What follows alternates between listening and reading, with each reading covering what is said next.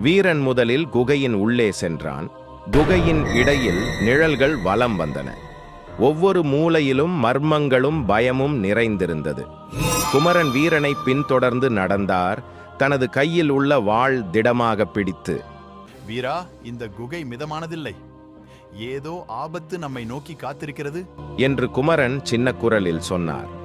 வீரன் தனது பார்வையை நிழல்கள் மீது திருப்பினார்.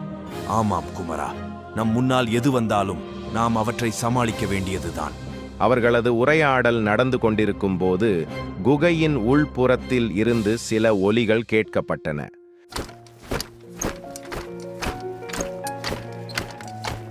அது கொந்தளிப்பான எலும்புகளின் சத்தம் போன்றது.